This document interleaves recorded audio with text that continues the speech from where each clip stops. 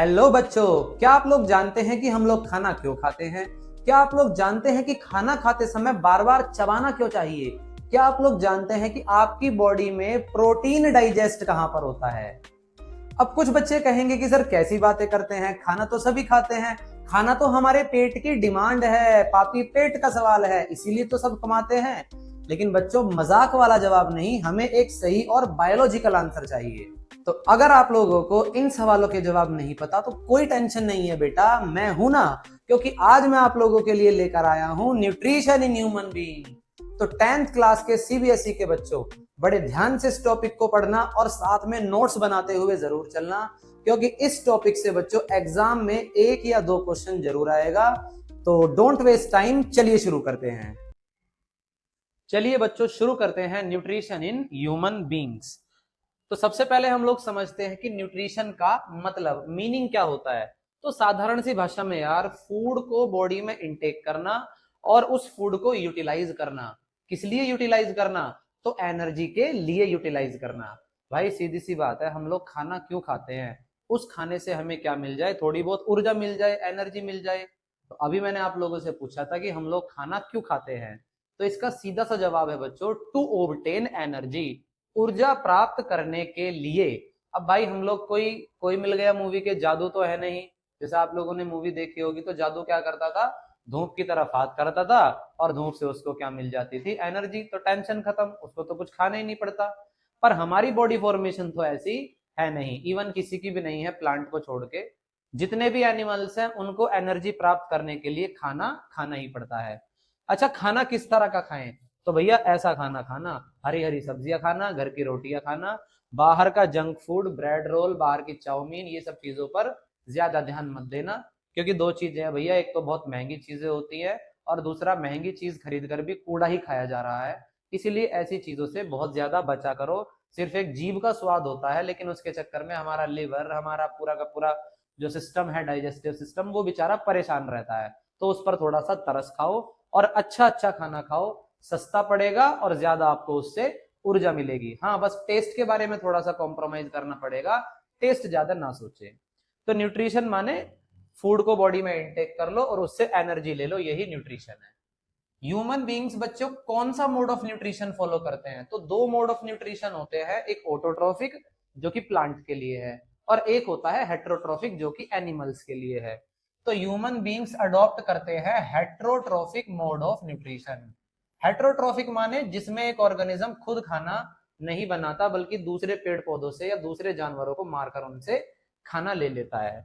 अच्छा, हेट्रोट्रोफिक में भी हम कौन सा मोड ऑफ न्यूट्रिशन लेते हैं? तो इसका जवाब है होलोजोइक। अब ये होलोजोइक क्या है, ये एक अलग टॉपिक है। टाइप ऑफ न्यूट्रिशन थे उसमें, मोड ऑफ न्यूट्रिशन थे, वो एक अलग चीज है। फिलहाल हम लोगों को बात करनी है कि ह्यूमन बींग में जो न्यूट्रिशन होता है, क्या वो एक बार में होता है या स्टेप बाय स्टेप होता है? तो इसका जवाब है बालकों कि 5 टोटल स्टेप हैं। जब ये कंप्लीट होते हैं तब जाके हमारी बॉडी में न्यूट्रिशन प्रोसेस कंप्लीट होता है। तो न्यूट्रिशन प्रोसेस का जो पहला स्टेप है that is called ingestion. That is called ingestion.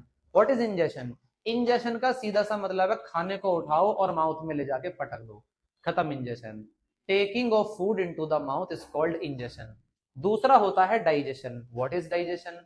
तो फूड के बड़े बड़े पार्टिकल्स को छोटे छोटे पार्टिकल्स में कन्वर्ट कर देना, जिससे कि आगे जाकर वो स्मॉल इंटेस्टाइन की वॉल्स से पास हो सके। फूड के बड़े बड़े पार्टिकल्स को कन्वर्ट कर देना into the small soluble particles. अब आप कहेंगे कि सर ये बड़े बड़े जो पार्टिकल्स होते हैं इनको छोटा छोटा करने की जरूरत ही क्या है? तो बच्चों इसको ऐसे समझो, आप लोग घर पे चाय तो छानते ही होंगे। जब हम लोग चाय छानते हैं तो चाय छानने में क्या होता है कि जो छोटे छोटे पार्टिकल्स होते हैं वो तो सीधा सीधा पास हो जाते हैं उस चाय छलनी से। छलनी को एक फिल्टर पेपर की तरह सोचो ना। और जो पार्टिकल्स मोटे मोटे होते हैं वो उस छलनी से पार नहीं हो पाते। तो अगर हमें खाने को बॉडी सेल्स तक भेजना है तो उसके लिए फूड का स्मॉल इंटेस्टाइन की वॉल को क्रॉस करना बहुत जरूरी है। और स्मॉल इंटेस्टाइन की जो वॉल्स हैं उनसे वो तभी क्रॉस होगा जब वो छोटा छोटा हो जाएगा। तो इसी काम को करने के लिए आपकी बॉडी में एक अलग से सिस्टम है that is called digestive system, हमारा पाचन तंत्र। It is called digestion. अभी हम लोग इनके बारे में ब्रीफली बातें करेंगे। तीसरा स्टेप है जिसको कहते हैं एब्जॉर्प्शन। What is absorption? खाना जब स्मॉल इंटेस्टाइन में पहुंचता है यानी छोटी आंत में, तो स्मॉल इंटेस्टाइन क्या करती है, उस खाने को एब्जॉर्ब कर देती है, और एब्जॉर्ब करने के बाद उसको कहां दे देती है, ब्लड को। किसको दे देती है, ब्लड को, क्योंकि स्मॉल इंटेस्टाइन सीधा ब्लड के कांटेक्ट में है। तो जैसे ही डाइजेस्टेड फूड स्मॉल इंटेस्टाइन की वॉल्स को क्रॉस करके ब्लड तक जाता है, इसी को कह देते हैं बालको एब्जॉर्प्शन। इसके लिए भी सिस्टम है, आगे पढ़ेंगे हम लोग। अगला है एसिमिलेशन। अच्छा, डाइजेस्टेड फूड जो होता है वो ब्लड तक तो पहुंच गया है, लेकिन अब उस खाने को कहां पहुंचना है, हमारे शरीर की हर सेल तक, क्योंकि खाना सेल्स में जाएगा तभी तो वो वहां जाकर एनर्जी बनाएगा, नहीं बनाएगा। इस काम को करता है बच्चों ब्लड। कौन करता है, ब्लड। ब्लड क्या करेगा, उस डाइजेस्टेड फूड को आंतों में से कैरी करेगा, और वहां से कैरी करके कहां ले जाएगा, शरीर की हर सेल तक। पूरी नसें वगैरह शरीर में इसी काम के लिए है, ब्लड को इधर से उधर ले जाना। तो इसी को एसिमिलेशन कहते हैं, कि जब ब्लड डाइजेस्टेड फूड को इंटेस्टाइन से उठाता है और वहां से उठा के कहां ले जाता है, शरीर की एवरी सेल में। It is called assimilation. And the last step is egestion. Egestion में क्या होता है, अच्छा जो भी हम खाते हैं भाई वो सारा तो पच नहीं पाता, माने सारा का सारा जो खाना है वो तो छोटे छोटे पार्टिकल में नहीं कन्वर्ट हो पाता होगा ना। तो जो छोटे छोटे पार्टिकल में कन्वर्ट हो गया, माने जो डाइजेस्ट हो गया, उसका तो एब्जॉर्प्शन हो जाता है, यानी उसका तो एब्जॉर्प्शन हो जाता है आराम से। पर जो खाना डाइजेस्ट नहीं हो पाया, माने जो अभी अभी मोटा है, वो तो स्मॉल इंटेस्टाइन को पार नहीं करेगा ना। वो स्मॉल इंटेस्टाइन से आगे लार्ज में जाता है, बड़ी आंत जिसको बोलते हैं, और वहां से शरीर का लास्ट ऑर्गन रेक्टम कहलाता है, और वहां से बॉडी के बाहर उसको रिमूव आउट कर दिया जाता है। आप लोग टॉयलेट जाते हैं, दैट इज द पर्पस। तो इजेशन का मतलब होता है कि जो अनडाइजेस्टेड फूड है उसको बॉडी के बाहर रिलीज या रिमूव कर देना। It is called egestion. So there is 5 step: ingestion, digestion, absorption, assimilation and egestion. अच्छा बच्चों, अगर आप लोगों को इन पांचों को एक साथ याद करना है तो एक फनी सी स्टेटमेंट मैंने बनाई है तुम लोगों के लिए, इससे काम चल जाएगा। स्टेटमेंट क्या है, इन दिनों अब 80 एग। अब आप लोग कहेंगे कि सर ये क्या है, इन दिनों अब 80 एग। देखो कितना मजेदार है, इन से इंजेशन, दिनों में डीआई आ रहा है, डीआई फॉर डाइजेशन। अब एबी से क्या आया, एब्जॉर्प्शन। 80 80 से क्या आया, एसिमिलेशन। और एग में क्या है, ईजी, ईजी से क्या आया, इजेशन। तो इन पांचों से हम लोग इन स्टेटमेंट को याद यदि कर ले तो ये पांचों स्टेप्स आपको आसानी से याद हो जाएंगे। तो यहाँ पे बच्चों हम लोगों ने पांचों का ओवरव्यू लिया है, अब सबको डिटेल में पढ़ने की बारी है। ह्यूमन बॉडी में न्यूट्रिशन प्रोसेस को कंप्लीट करने के लिए बच्चों एक स्पेशल सिस्टम मौजूद है, और उस स्पेशल सिस्टम को बोलते हैं human alimentary canal. Human alimentary canal, इसका काम क्या है बच्चों, इन पांचों स्टेप्स को परफॉर्म कराना, कि इंजेशन कैसे होता है, डाइजेशन कहाँ होता है, ये सारे के सारे काम इस ह्यूमन एलिमेंट्री कैनल में होते हैं। समझते हैं कि ह्यूमन एलिमेंट्री कैनल में कौन कौन से ऑर्गन्स को शामिल किया जाता है। इससे हमें यह समझ आ जाएगा कि जो फूड होता है उस फूड की पूरी ट्रैवलिंग कैसी है, यात्रा कैसी है। तो एलिमेंट्री कैनल का सबसे पहला जो ऑर्गन है बच्चों वो है माउथ, और माउथ के भीतर जो एरिया होता है ये सारा का सारा, इसको बकल कैविटी या इसी को माउथ कैविटी बोलते हैं। तो सबसे पहले खाना जाएगा बकल कैविटी में यानी माउथ कैविटी में, उसके बाद खाना जाता है स्टमक में, आफ्टर देन स्मॉल इंटेस्टाइन। आप डायग्राम देख पा रहे होंगे यहाँ पे कि पहले माउथ है, माउथ के अंदर क्या है, आपका माउथ कैविटी है। यहां से आपका जो नीचे है इस पूरे को हम लोग फूड पाइप बोल देते हैं, या फिर इसी को ईसोफेगस। फूड पाइप के रास्ते खाना जाएगा आपका स्टमक में, ये पूरा का पूरा आपका स्टमक है। स्टमक के बाद ये खाना आगे जाता है, this is called small intestine. ये रही आपकी स्मॉल इंटेस्टाइन। और स्मॉल इंटेस्टाइन जो होती है बच्चों, ये आगे जाके दो अलग अलग ऑर्गन्स से, इनको ग्लैंड बोलते हैं, दो अलग अलग ग्लैंड से कनेक्टेड होती है, that is liver and pancreas. ये थोड़ा गलत कनेक्ट हो गया है, ये जो लिवर और पैनक्रियास होते हैं ये किससे कनेक्ट होते हैं बच्चों, स्मॉल इंटेस्टाइन से दो ग्लैंड्स कनेक्टेड है। उसके बाद स्मॉल इंटेस्टाइन के बाद तो खाना एब्जॉर्ब हो जाएगा, वहां पे डाइजेस्ट हो जाएगा। उसके बाद जो बचा कुचा खाना होता है जो डाइजेस्ट नहीं हो पाया, वो स्मॉल के बाद जाता है लार्ज में। कहां पहुंचता है, लार्ज इंटेस्टाइन में। और लार्ज इंटेस्टाइन के बाद जो बच्चों लास्ट ऑर्गन है दैट इज कॉल्ड रेक्टम। और रेक्टम का ही सबसे नीचे वाला जो पार्ट होता है उसी को हम लोग बोल देते हैं एनस। क्या बोल देते हैं, एनस बोल देते हैं।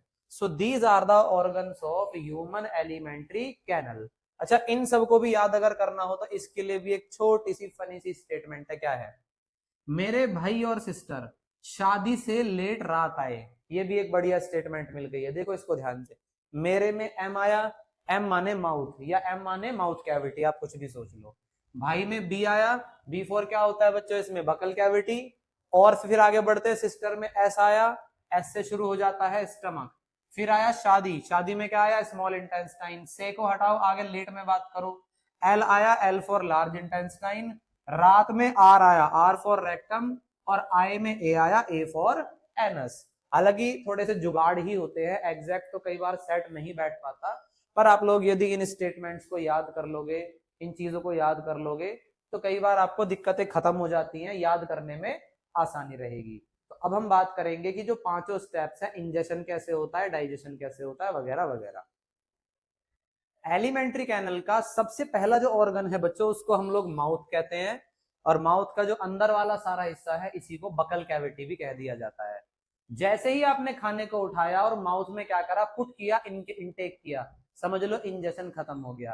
पहला स्टेप जो है वो इतना ही है, खत्म कहानी इंजेशन की। यहां से शुरू होता है डाइजेशन। डाइजेशन माने फूड के बड़े बड़े पार्टिकल को छोटे छोटे पार्टिकल में तोड़ देना। और बच्चों हमारा जो डाइजेशन है ना, बहुत सारे बच्चों को लगता है कि खाना जब पेट में जाता है ना, तब वहां से डाइजेशन शुरू होता है। ये बात बिल्कुल गलत है। डाइजेशन हमारा बच्चों माउथ से ही शुरू हो जाता है।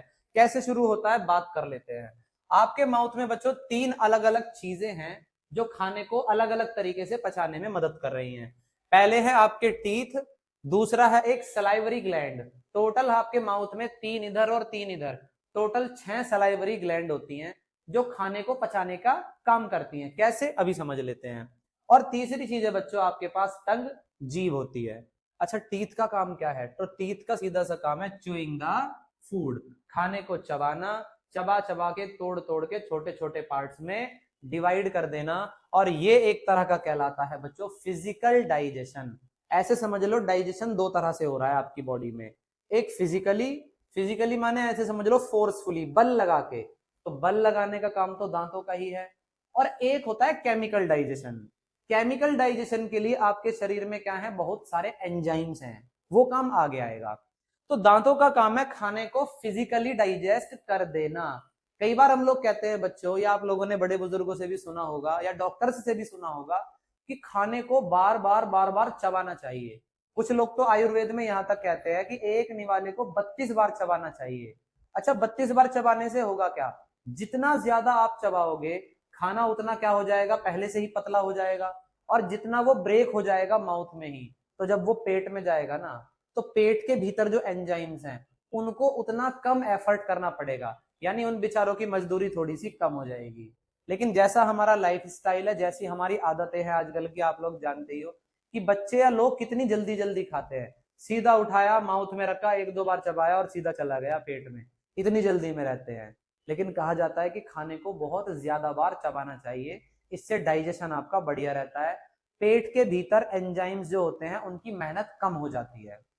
ये काम है टीथ का। दूसरा है आपके माउथ में सलाइवरी ग्लैंड।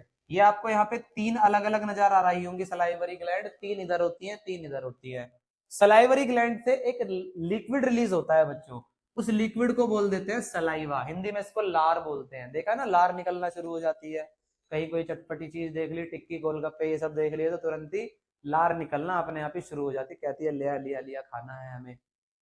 लार निकलती है सलाइवरी ग्लैंड से। सलाइवा करता क्या है बच्चों? तो सलाइवा के दो काम है। पहला काम है कि सलाइवा के अंदर एक एंजाइम मौजूद है। हालांकि एंजाइम तो बहुत होते हैं, टाइलिन वगैरह भी होता है, डाइस्टेज भी होता है, लेकिन हमें सिर्फ एक पढ़ाया जाता है, उसका नाम है सलाइवरी एमिलेस या एमाइलेस। तो सलाइवा के भीतर एक एंजाइम है सलाइवरी एमिलेस। नेचर में ये बेसिक होता है, नेचर में ये बेसिक होता है। इसका काम है खाने में जो मौजूद स्टार्च है, खाने में जो मौजूद स्टार्च है, इसको ब्रेक डाउन करके शुगर में कन्वर्ट कर देना। ये करता है सलाइवा में मौजूद सलाइवरी एमिलेस। स्टार्च, स्टार्च को कई बार कार्बोहाइड्रेट भी कह दिया जाता है। इसी को ब्रेक करके शुगर में कन्वर्ट कर दिया जाता है। अच्छा, शुगर भी कौन सी बनाता है ये? तो शुगर बनाएगा ये माल्टोस। शुगर ये बनाता है माल्टोस। ज्यादातर फ्रूट्स में माल्टोस मिल जाता है। इसीलिए कई बार पेपर में क्वेश्चन आ जाता है कि जब हम चपाती को बार बार चबाते हैं तो कुछ देर के बाद हमें उसमें से मिठास, स्वीटनेस क्यों महसूस होने लगती है? तो इसका जवाब बच्चे ये है कि आपकी जो रोटी होती है ना, रोटी में बहुत ज्यादा मात्रा में स्टार्च यानी कार्ब्स होते हैं। अब ज्यादा बार चबाओगे यदि आप खाने को, तो स्टार्च किस में कन्वर्ट हो जाएगा? शुगर में। कौन कर रहा है इस काम को? सलाइवा के भीतर मौजूद सलाइवरी एमिलेस। और हम जानते हैं कि भैया शुगर तो मीठी होती है, तो शुगर बनने के कारण ही क्या हो जाता है, आपको रोटी कुछ देर बाद मीठी लगना शुरू हो जाती है। ये पहला काम है सलाइवा का। और दूसरा काम क्या है? प्रोवाइड मॉइस्चर टू फूड, खाने में नमी दे देना, खाने को नमी प्रोवाइड कर देना। देखो जितना मॉइस्चर होगा, गीला गीला होगा, उतना ये आसानी से निगला जा सकेगा। खाना यदि सूखा सूखा होगा तो निगलने में थोड़ी क्या रहेगी? परेशानी रहेगी। सलाइवा के बाद बच्चे तीसरा होता है जिसको टंग बोलते हैं। तो टंग का काम होता है खाने को निगलना, स्वेलो द फूड, क्योंकि निगलने के लिए भी तो कोई चाहिए ना। हालांकि टंग के पास बच्चों टेस्ट रिसेप्टर भी होते हैं। टेस्ट माने क्या होता है? आपको अलग अलग चीजों में अलग अलग टेस्ट नजर आने लगता है, महसूस होता है, तो वो कौन कराता है टेस्ट? जीभ कराती है। बाकी डाइजेशन में तो इसका यही रोल है कि ये खाने को निगलने में हेल्प करेगा आपकी। तो माउथ में इतना ही काम होता है। अच्छा, क्या माउथ में खाना पूरी तरीके से डाइजेस्ट हो जाता होगा? तो बिल्कुल भी नहीं। क्यों? क्योंकि माउथ में आप खुद सोचो खाना कितने टाइम रहता है, हद से हद 15 सेकंड 20 सेकंड। कुछ लोग तो इतना जल्दी में होते हैं कि उठाया और सीधा माउथ में रखा, माउथ में भी नहीं रखते, सीधा चला गया वो पेट में। तो खाना कभी भी माउथ में पूरी तरह से डाइजेस्ट नहीं होता, इसीलिए अब वो आगे बढ़ेगा नेक्स्ट ऑर्गन में। माउथ के बाद बच्चों वो खाना अब आगे कहां पहुंचेगा? एक नेक्स्ट ऑर्गन है जिसको हम लोग बोल देते हैं स्टमक। लेकिन किससे? माउथ से खाना आगे पहुंचेगा स्टमक में, किसके थ्रू? ईसोफेगस, या जिसको हम लोग बोल देते हैं बच्चों फूड पाइप। तो कोई यदि आपसे पूछे कि फूड पाइप का काम क्या है यहाँ पे, तो फूड को माउथ से सीधा स्टमक में पहुंचाना। लेकिन कैसे? अच्छा, जब खाना माउथ से निकल के फूड पाइप में पहुंचेगा, तो फूड पाइप में एक स्पेशल टाइप की मूवमेंट होती है, एक खास तरह की मूवमेंट होती है, जिस मूवमेंट को नाम दिया गया है peristaltic movement. What is peristaltic? अच्छा, ये जो आपका फूड पाइप है ना बच्चे, फूड पाइप एक्चुअल में ये मसल्स का बना हुआ है। तो जैसे ही खाना इन मसल्स में एंटर करता है, तो आपका फूड पाइप ऐसे कॉन्ट्रैक्ट और एक्सपेंड होना शुरू हो जाता है। एक्सपेंड माने फैल जाना, कॉन्ट्रैक्ट माने सिकुड़ जाना। तो फूड पाइप में जैसे ही खाना आया, लगातार फूड पाइप क्या करेगा? कॉन्ट्रैक्ट और एक्सपेंड होना शुरू करेगा। और फूड पाइप की इसी मूवमेंट को हम लोग पेरिस्टाल्टिक मूवमेंट कहते हैं। अच्छा, इसी मूवमेंट की वजह से पता है क्या होता है? खाना एकदम से पेट में नहीं पहुंचता। वरना आप सोचो, अगर आपका फूड पाइप बिल्कुल ओपन होता, ऐसे होता पेन की तरह, तो आपने एकदम से माउथ से कुछ खाना डाला और माउथ से खाना डाल दे, एकदम से वो पेट में गिरता, तो पेट में गिरता तो एकदम से आवाज आती ना, जैसे ऊपर से कोई बॉल फेंक दे पानी में, तो या तो आवाज आती, या खाना एकदम से पेट में जाकर लगता, तो हो सकता है पेट को चोट लगती, एकदम से फूड जाकर गिर रहा है। तो पेरिस्टाल्टिक मूवमेंट की वजह से खाना स्लोली स्लोली नीचे उतर रहा है, जिससे कि पेट को भी एक्सेप्ट करने में कोई दिक्कत नहीं होती। इसी पेरिस्टाल्टिक मूवमेंट की वजह से ना बच्चों, आप चाहे लेट कर खाना खा लो, चाहे आप उल्टे होकर यानी शीर्षासन में खाना खा लो, वो जाएगा पेट में ही। आप यदि उल्टे होकर भी खाने को निगलते हो ना, तब भी वो पेट में ही जाएगा। तो आगे बात करते हैं बच्चों की खाना स्टमक में पहुंचकर क्या करेगा। बात करते हैं बच्चों, जैसे ही खाना स्टमक में आता है तो उसके बाद इसका डाइजेशन आगे कैसे होता है। अच्छा, स्टमक क्या चीज है? तो स्टमक एक जे शेप ऑर्गन है, जे की आकार का ये एक अंग है। आप अगर डायग्राम देखेंगे ध्यान से तो पता चल जाएगा कि स्टमक जो है वो अप्रोक्सीमेट जे जैसा है। ठीक है। अच्छा, इसमें एक सबसे बड़ा मिथ ये है बच्चों का, जब भी हम स्टमक की बात करते हैं कि भाई स्टमक क्या है, तो हम इस पूरे हिस्से को, चेस्ट से नीचे वाला जो एरिया है पूरा का पूरा, इसी को हम स्टमक कहते हैं। पर बच्चों ये स्टमक नहीं है, इसको बेली बोलते हैं। स्टमक तो सिर्फ ये वाला हिस्सा है जो पेट के अंदर छोटा सा ऑर्गन है, इसको स्टमक कहेंगे।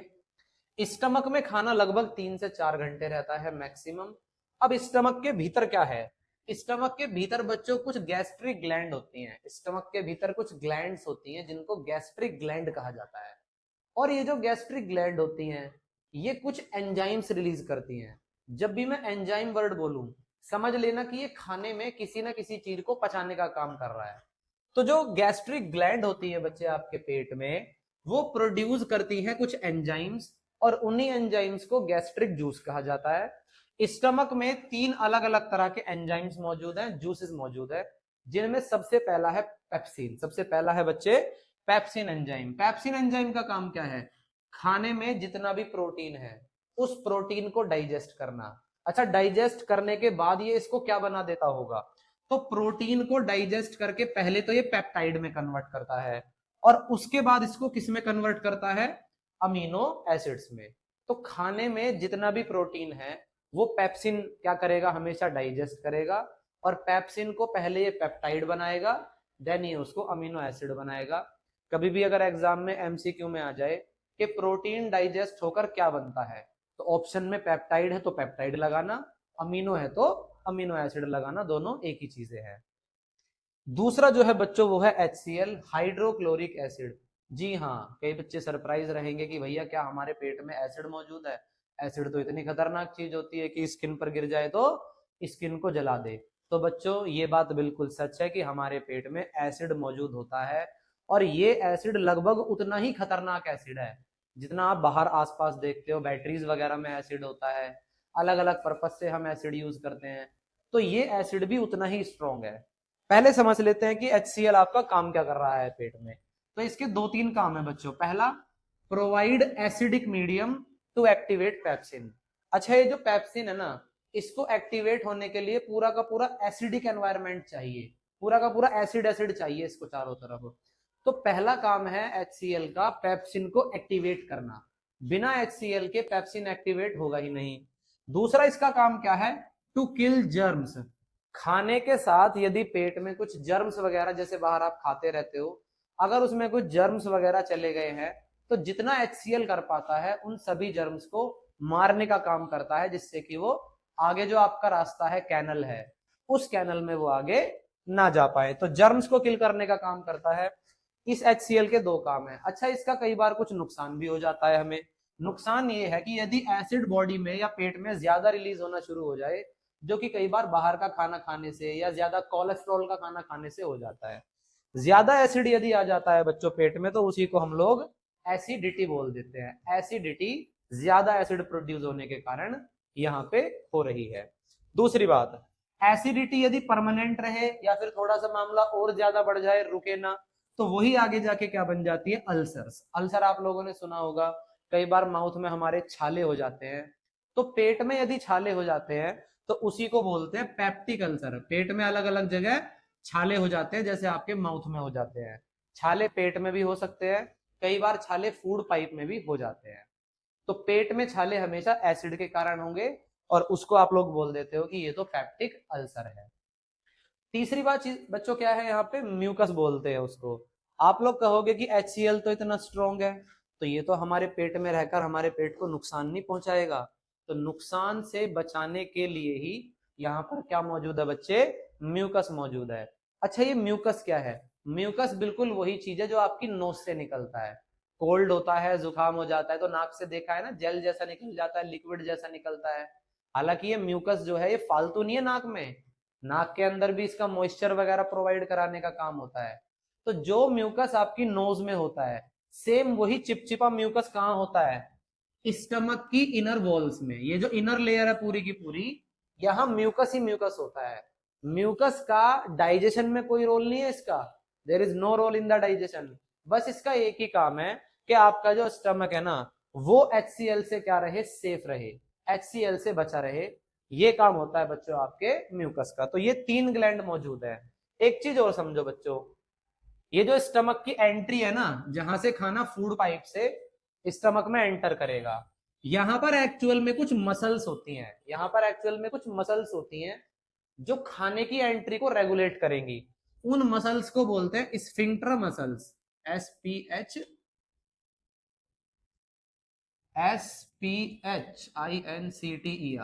स्फिंक्टर मसल्स बोलते हैं उनको। तो ये जो स्फिंक्टर मसल्स होती है ना बच्चों, ये खाने को पेट में एंट्री को रेगुलेट करेंगी। इसी वजह से बच्चों पता है क्या होता है? अगर हम उल्टे भी लटक जाएं तो पेट में जो एसिड मौजूद है ना, या फिर पेट में जो खाना मौजूद है, वो बाहर नहीं आता। क्योंकि जैसे ही खाना स्टमक में एंटर होता है, तुरंत वो मसल्स क्या हो जाती हैं बच्चों? बंद कर देती हैं और खाने को पेट से बाहर नहीं आने देती। तो चाहे शीर्षासन करे, चाहे उल्टा लटक जाए, खाना कभी भी वापस नहीं आएगा इस तरीके से। तो ये सारा का सारा खेल कहां पे होता है बच्चे? स्टमक के भीतर। स्टमक में अपनी जर्नी पूरी करने के बाद अब ये जो खाना है बच्चों, स्टमक से आगे नेक्स्ट ऑर्गन में ट्रांसफर कर दिया जाता है, दैट इज स्मॉल इंटेस्टाइन। और किसके थ्रू जाता है बच्चों खाना स्मॉल इंटेस्टाइन में?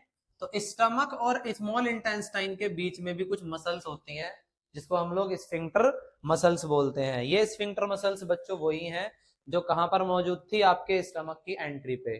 तो जब खाना स्टमक से आगे बढ़ेगा और कहां पहुंचेगा? छोटी आंत में, यानी स्मॉल इंटेस्टाइन में। तो यहां पर भी क्या मौजूद होती हैं? स्फिंक्टर मसल्स होती हैं जो खाने की एंट्री को या फिर आगे भेजने को रेगुलेट करेंगी। आगे बढ़ते हैं। अब ये जो बच्चों स्मॉल इंटेस्टाइन है ना, ये नाम की स्मॉल इंटेस्टाइन है। अगर आप लोग ध्यान से देखेंगे, जो स्मॉल इंटेस्टाइन होती है ये एक्चुअल में सबसे बड़ी ट्यूब होती है आपकी बॉडी की। इतनी फैली हुई है, इतनी फैली हुई है कि ये सबसे लंबी ट्यूब कहलाती है आपकी बॉडी की। अच्छा, सबसे लंबी है तो फिर इसको स्मॉल क्यों कहा गया है? तो इसको स्मॉल कहा गया है इसकी विड्थ, इसकी चौड़ाई के कारण। ये पतली है, वैसे तो ये बहुत लंबी है। और इसकी जो अप्रोक्सीमेट लंबाई होती है बच्चों वो 6.5 मीटर होती है। फीट में यदि नापेंगे तो ये 20, 21, 22 फीट के आसपास बैठेगी। आपकी हाइट समझ लो 4 से 5 बार नप जाएगी आराम से। इसकी लंबाई जो होती है स्मॉल इंटेस्टाइन की, पहली बात तो सब में बराबर नहीं होती। डिपेंड करता है कि जो ऑर्गेनिज्म है उनकी फूड हैबिट क्या है, वो खाते कैसा है, उस पर डिपेंड करेगा स्मॉल इंटेस्टाइन की लंबाई। जैसे नॉर्मली कहा जाता है कि जो हर्बीवोरस होते हैं शाकाहारी, इनमें स्मॉल इंटेस्टाइन लंबी होती है एज कंपेयर्ड टू कार्निवोरस, यानी मांसाहारियों के तुलना में शाकाहारियों में लंबी स्मॉल इंटेस्टाइन होती है। कारण, इसका कारण क्या है? क्योंकि हर्बीवोरस जो बच्चे होते हैं ना, हर्बीवोरस यानी जो प्योर शाकाहारी होते हैं, जैसे गाय हुई, जैसे भैंस हुई, जैसे बकरी हुई, ये हरा चारा खाते हैं ना ज्यादा। तो उस चारे के अंदर जो मौजूद होता है सबसे ज्यादा मात्रा में, उसको हम लोग सेल्यूलोज कहते हैं। उसको क्या कहते हैं? सेल्यूलोज। तो हर्बीवोरस के खाने में सेल्यूलोज की क्वांटिटी ज्यादा है। और सेल्यूलोज एक ऐसा मटेरियल है जिसको डाइजेस्ट होने में बहुत ज्यादा समय लगता है। और ज्यादा समय लगता है तो बच्चों क्या होगा? उनके लिए स्मॉल इंटेस्टाइन की लंबाई भी फिर ज्यादा चाहिए, क्योंकि ज्यादा टाइम खाने को वहां पर रहना है। अच्छा, यदि ह्यूमन बींग्स की बात करें हम लोग, तो इंसानों की जो स्मॉल इंटेस्टाइन होती है इसकी लंबाई कितनी होती है? तो इंसानों में लगभग 6.5 मीटर लंबी ही होती है। हाँ, गाय भैंसों में हमसे ज्यादा होती है।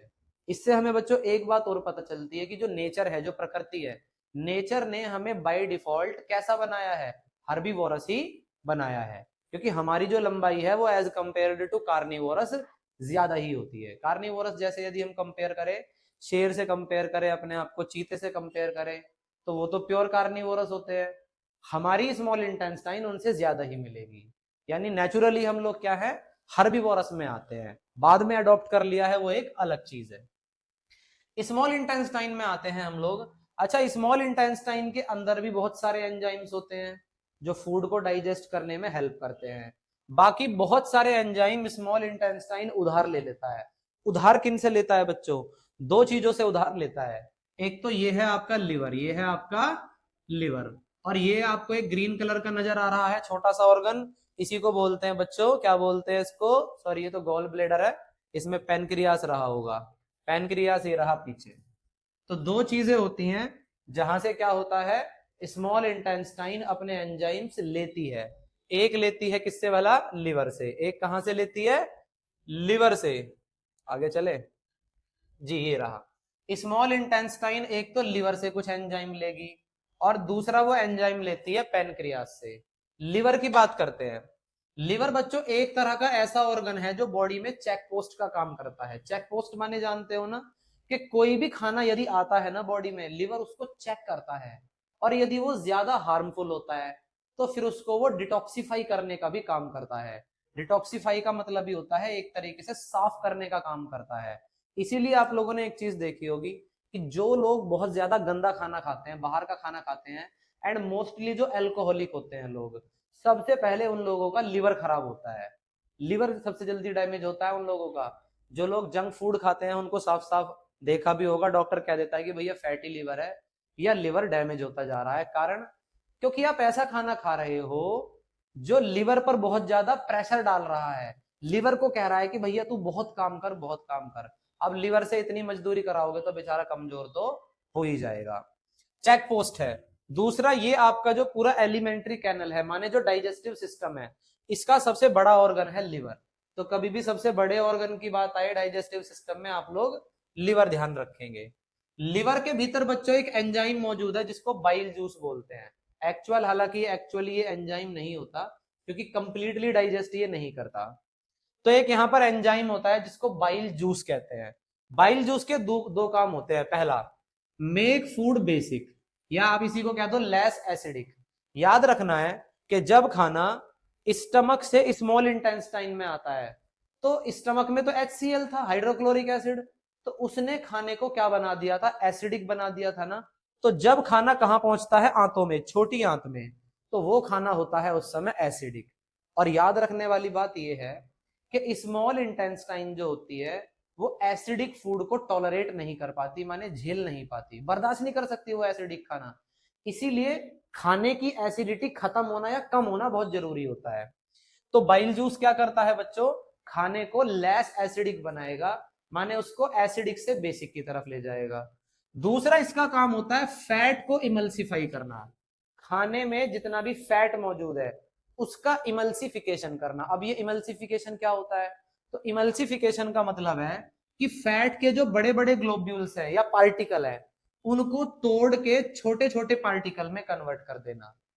फैट के बड़े बड़े ग्लोब्यूल्स को, लार्ज ग्लोब्यूल्स को ब्रेक डाउन करके स्मॉल ग्लोब्यूल्स में कन्वर्ट कर देना, जिससे कि आगे जाके उसका डाइजेशन हो पाए। इसी को कह देते हैं इमल्सिफिकेशन ऑफ फैट, और ये बाइल जूस का काम है। तो ये दो काम करता है बाइल जूस। बाइल जूस के बारे में याद रखने वाली बात यह है कि इसको स्टोर कौन करके रखता है अपने पास, गॉल ब्लैडर। लिवर क्या करता है, बाइल जूस को पैदा, लेकिन इसको स्टोर कौन करता है अपने पास, इसको स्टोर करने का काम है गॉल ब्लैडर का। ये आपको ग्रीन ग्रीन कलर का नजर आ रहा होगा, यही एक्चुअल में क्या है बच्चों, इसी को गॉल ब्लैडर, या हिंदी में इसको बोल देते हैं पित्त की थैली। आप लोगों ने सुना भी होगा पित्त की थैली। कई बार लोगों को स्टोन की समस्या होती है, पथरी की, तो अगर कहते हैं कि अगर गॉल ब्लैडर में गलती से पथरी हो जाए तो फिर वो पथरी निकलती नहीं है कभी भी। अगर निकलती नहीं है तो फिर क्या करना पड़ता है, तो फिर ये सीधा का सीधा गॉल ब्लैडर ही निकाल दिया जाता है। फिर कई बार कहते हैं कि अगर किसी का गॉल ब्लैडर निकल जाए तो उसको कैसी डाइट नहीं लेनी चाहिए, फैट वाली डाइट नहीं लेनी चाहिए, तला भुना ऐसी चीजों उसको अवॉइड करना चाहिए। क्योंकि अगर गॉल ब्लैडर ही नहीं होगा तो बाइल जूस को स्टोर करने वाला कोई नहीं है, उसके बाद फिर इमल्सिफिकेशन कौन करेगा। तो इसीलिए ज्यादा ऑयली, ज्यादा जंक फूड खाने के लिए मना कर दिया जाएगा अगर गॉल ब्लैडर रिमूव कर दिया जाए तो। ये एग्जाम में आया हुआ क्वेश्चन है। लिवर में जो बाइल जूस है इसके दो काम है। इसके बाद है बच्चे अगला पैनक्रियास। पैनक्रियास के अंदर बच्चों कुछ जूसेस होते हैं जिनको पैनक्रियाटिक जूस बोलते हैं। तीन तरह के जूस है, ट्रिप्सिन, लाइपेस और एमिलेस। ट्रिप्सिन का वही काम है बच्चों जो पेट में पेप्सिन करता था, माने प्रोटीन डाइजेशन। तो ये प्रोटीन को डाइजेस्ट करके पेप्टाइड और आगे अमीनो एसिड बनाएगा। लाइपेस का काम होता है बच्चों फैट को डाइजेस्ट करना। पहले बाइल जूस ने क्या करा, फैट को इमल्सिफाई किया। आगे लाइपेस क्या करेगा, फैट को डाइजेस्ट करके फैटी एसिड बनाएगा और ग्लिसरॉल बनाएगा, दो चीजें। और तीसरा है एमिलेस। ये एमिलेस बच्चे वही है जो आपके माउथ में सलाइवा के भीतर मौजूद होता है, सलाइवरी एमाइलेस या एमिलेस। इसका क्या काम है, खाने में जो स्टार्च मौजूद है माने कार्ब्स, उसको डाइजेस्ट करके क्या बना देना, शुगर बना देना। ये तीन काम है, तीन एंजाइम मौजूद है आपके पैनक्रियास में। और यहाँ पे बच्चों क्या हो जाता है, डाइजेशन फाइनली कंप्लीट हो जाता है। तो यदि कोई आपसे पूछे कि आपकी बॉडी में डाइजेशन की प्रोसेस कंप्लीट कहाँ मानी जाती है, तो स्मॉल इंटेस्टाइन में डाइजेशन कंप्लीट हो जाता है। एक चीज इसमें और याद रखनी हो तो रख लेना, हालांकि 10th के लेवल से अलग है ये। स्मॉल इंटेस्टाइन के भी तीन पार्ट्स होते हैं, एक होता है ड्यूडिनम, एक होता है जेजुनम और एक होता है इलियम।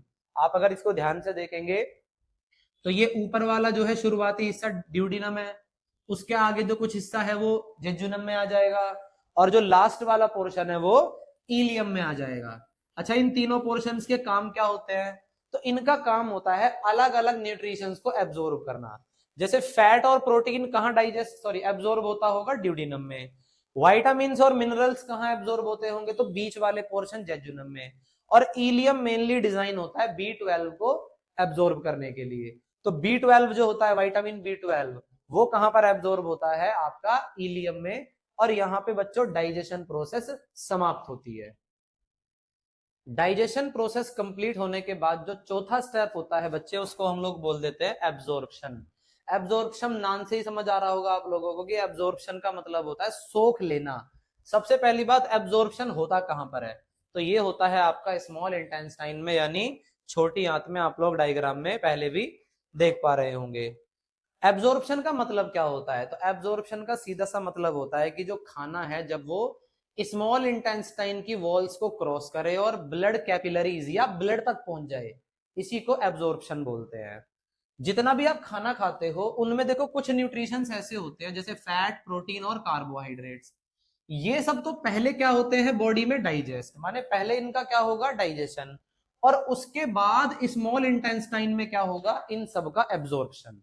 लेकिन कुछ चीजें ऐसी होती हैं, जैसे आप जो भी विटामिन्स खाते हो, मिनरल्स खाते हो, या फिर आप पानी वगैरह पीते हो, ये ऑलरेडी डाइजेस्टेड फॉर्म में होते हैं, इनको ब्रेक डाउन की जरूरत नहीं होती। इसीलिए इनका डाइजेशन ना होके सीधा इनका क्या होता है? एब्जॉर्प्शन होता है आपकी छोटी आंत के भीतर।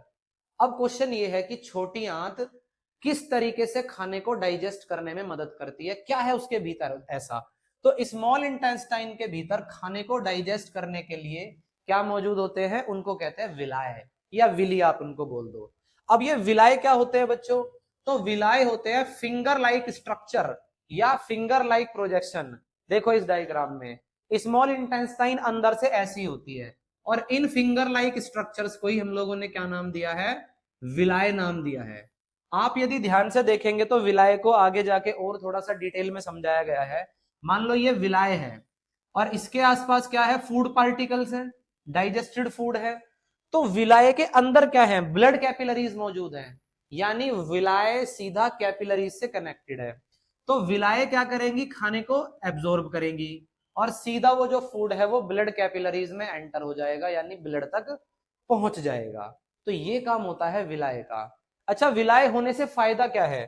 तो विलाय होने से क्या हो जाता है? स्मॉल इंटेस्टाइन का सरफेस एरिया बढ़ जाता है, यानी विलाय होने से एरिया बढ़ गया भीतर का, जिससे एब्जॉर्प्शन का काम जल्दी हो पाएगा। विलाय के ना होने से ये काम लेट होता, तो it is called absorption. Absorption के बाद अगली जो प्रोसेस होती है उसको एसिमिलेशन बोल देते हैं। कोई बहुत बड़ी प्रोसेस ये है नहीं। जैसे ही खाना एब्जॉर्ब होने के बाद ब्लड के पास पहुंचा, अब ब्लड क्या करेगा?